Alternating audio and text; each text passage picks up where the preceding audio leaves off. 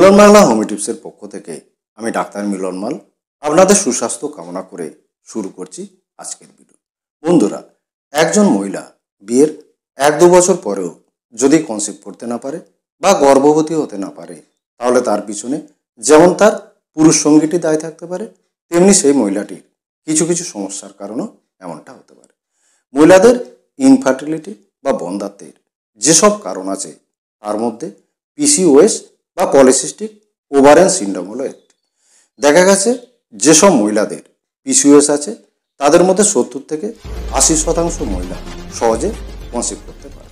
যেসব কাপলের পুরুষের কোনো সমস্যা নেই, অর্থাৎ পুরুষের শুক্রাণুর সংখ্যা, গুণগত মান এবং শুক্রাণুর চলাচল করার ক্ষমতা ঠিক আছে, কিন্তু মহিলাদের পিসিওএস আছে, তাদের জন্য এই ভিডিওতে আমি পিসিওএস এর কারণে ইনফার্টিলিটি বা বন্ধ্যাত্বের কয়েকটি কার্যকরী হোমিও ওষুধের উল্লেখ করেছি এবং কিছু বেবি কনসিভ টিপস দিয়েছি।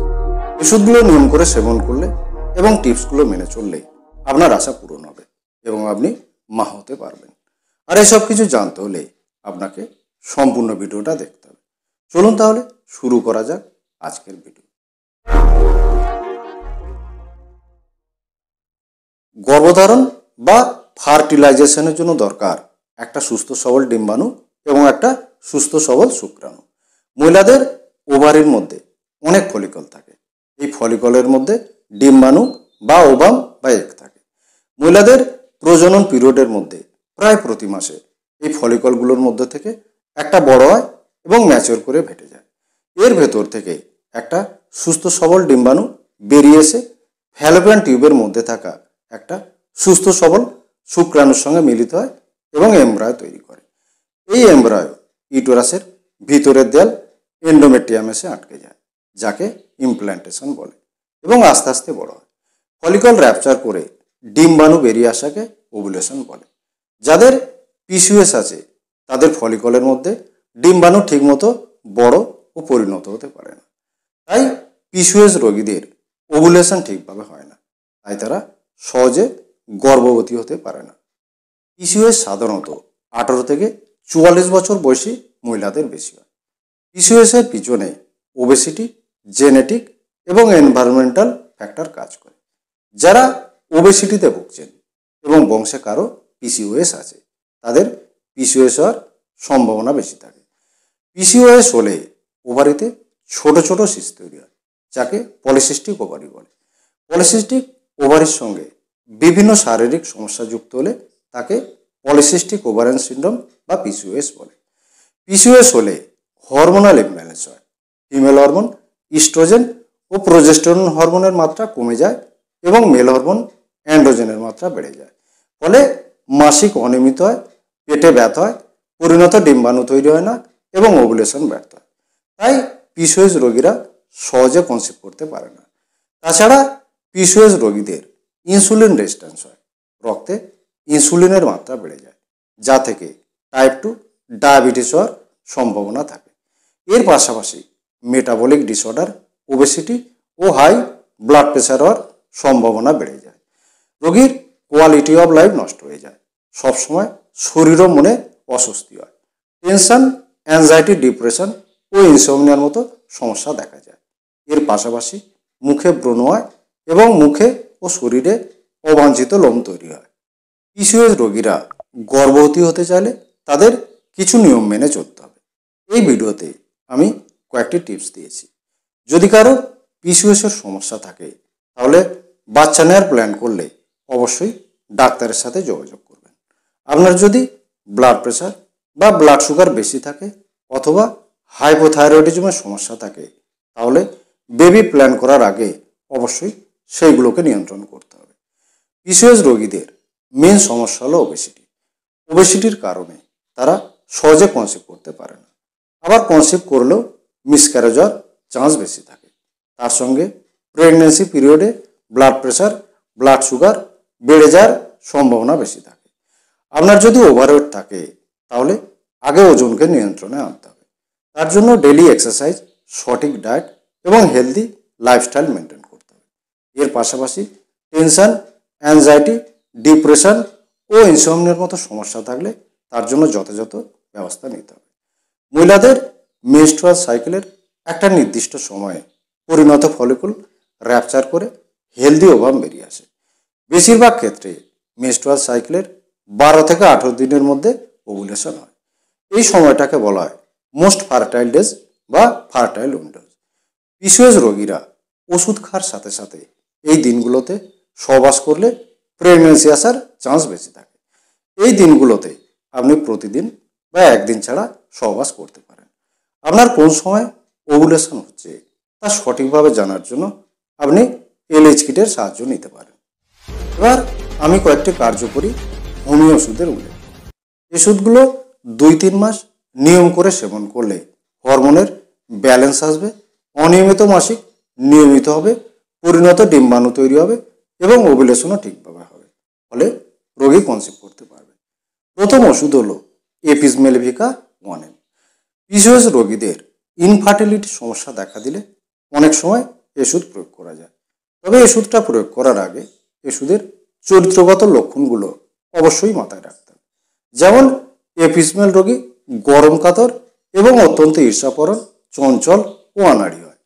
হাত থেকে জিনিসপত্র সহজেই পড়ে যায়। রোগীকে সন্তুষ্ট করা মুশকিল হয়।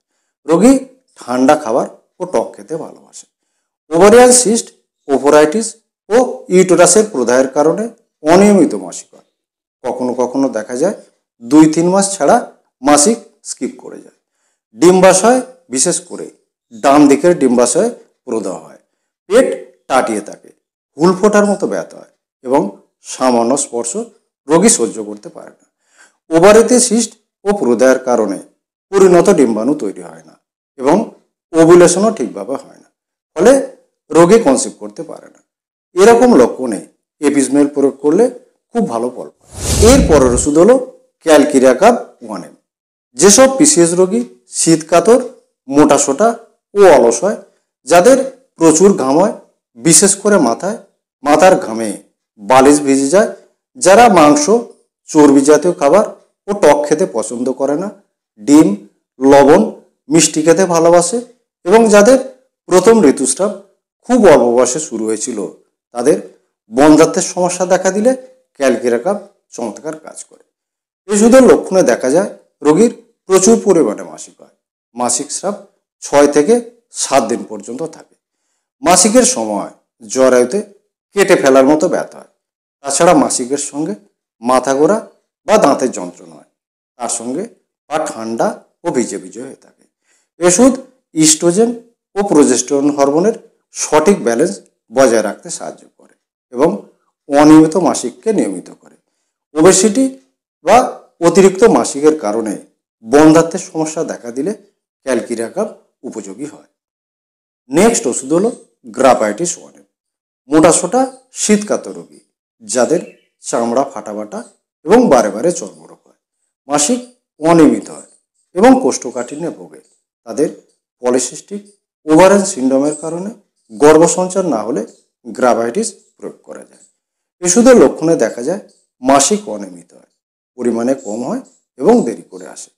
মাসিকের সময় পেটে ব্যথা হয়, ওভারি ফুলে শক্ত হয়ে থাকে, বিশেষ করে বাম দিকের ওভারি। কখনো কখনো মাসিক বন্ধ হয়ে সাদা স্রাব হতে দেখা যায়। পিসিওএস রোগীদের ওবেসিটির কারণে গর্ভসঞ্চার না হলে ক্যালকিরিয়াকাবের মতো ওষুধও প্রয়োগ করা যায়। পিসিওএস এর কারণে ইনফার্টিলিটি হলে পালসিটিলা 1M খুব ভালো কাজ করে।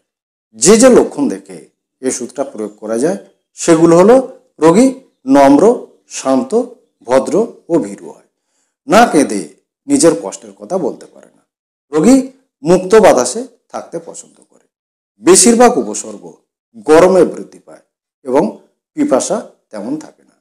রোগী মাংস, চর্বি জাতীয় খাবার, মাখন, রুটি, দুধ, গরম খাবার ও গুরুপাক খাবার খেতে পছন্দ করে না। টক, ঠান্ডা খাবার ও ঠান্ডা পানীয় পছন্দ করে। পিসিওএস এর কারণে হরমোনাল ব্যালেন্স নষ্ট হয়ে যায়, মাসিক অনিয়মিত হয়, পরিমাণে কম হয় এবং অনেক দিন ধরে হতে থাকে। ওভুলেশন ঠিকভাবে হয় না এবং মোটা হওয়ার প্রবণতা দেখা যায়, তার সঙ্গে মুখে ব্রণ হয়। এর পরের ওষুধ হলো থুজা 1M। সাইকোটিক ধাতুযুক্ত শীতকাতর রোগী, যারা অতীতে বা বর্তমানে আঁচিল টিউমার, অর্শোফিসার বা ইউরিনারি ট্র্যাক্টের ইনফেকশনে ভুগেছেন এবং যারা মাংস, আলু, পেঁয়াজ খেতে পছন্দ করে না, তাদের পলিসিস্টিক ওভারির কারণে ইনফার্টিলিটি হলে থুজা চমৎকার কাজ করে। শিশুদের লক্ষণে দেখা যায় ডিম্বাশয় অনেক সিস্ট তৈরি হয়, বিশেষ করে বাম দিকের ডিম্বাশয়। তার সঙ্গে মাসিক অনিয়মিত হয়, পরিমাণে কম হয় এবং দেরি করে আসে। যে ওষুধগুলোর উল্লেখ করলাম সেই ওষুধগুলোর মধ্য থেকে লক্ষণ মিলে সঠিক ওষুধটা নির্বাচন করে সেই ওষুধটার সঙ্গে আরও দুটো ওষুধ সেবন করতে হবে, তবেই ভালো ফল পাওয়া যাবে। প্রথম ওষুধ হলো জনসেবক মাদার। পিসিওএসের কারণে অনিয়মিত মাসিক হলে এবং ওভুলেশন ব্যর্থ হলে ওষুধ ভালো কাজ করে। ওষুধ ওভারিকে সতেজ করে, হরমোনাল ব্যালেন্স বজায় রাখে এবং সুস্থ সবল ওভাম তৈরিতে সাহায্য করে। তাছাড়া ইউটেরাসের সমস্যার কারণে বন্ধ্যাত্ব দেখা দিলেও ওষুধ প্রয়োগ করা যায়। দ্বিতীয় ওষুধ হলো ফলিকুলিনাম 30। পিসিওএস রোগীদের ওভারির সমস্যার কারণে ইনফার্টিলিটি হলে ফলিকুলিনাম প্রয়োগ করা যায়। ওষুধ ওভারিকে স্টিমুলেট করে এবং ইস্ট্রোজেন ও প্রোজেস্টেরন হরমোনের প্রোডাকশনে সাহায্য করে। ওষুধ সেবন করলে হরমোনের ব্যালেন্স বজায় থাকে, অনিয়মিত মাসিক নিয়মিত হয় এবং ওভুলেশনও ঠিকঠাক হয়, ফলে গর্ভসঞ্চারে বাধা দূর হয়। এবার এই ওষুধগুলো কীভাবে সেবন করতে হবে সে সম্পর্কে জানাবো। নির্বাচিত 1M পোটেন্সির ওষুধ সপ্তাহে 1 দিন খাবেন, সকাল, দুপুর, রাত খালি পেটে খাবেন। প্রতিবার 2 থেকে 3 ফোঁটা ওষুধ সরাসরি জিভে দেবেন। ওষুধ খাওয়ার আধ ঘন্টা আগে থেকে ওষুধকে আধ ঘন্টা পর পর্যন্ত কিছু খাবেন না, এমনকি জলপানও করবেন না। সপ্তাহের অন্যান্য দিনগুলোতে সকাল 7টায় ও রাত 8টায় ফলিকুলিনাম 30 এবং দুপুর 12টায় ও বিকাল 4টায় জনসেবক মাদার সেবন করতে হবে।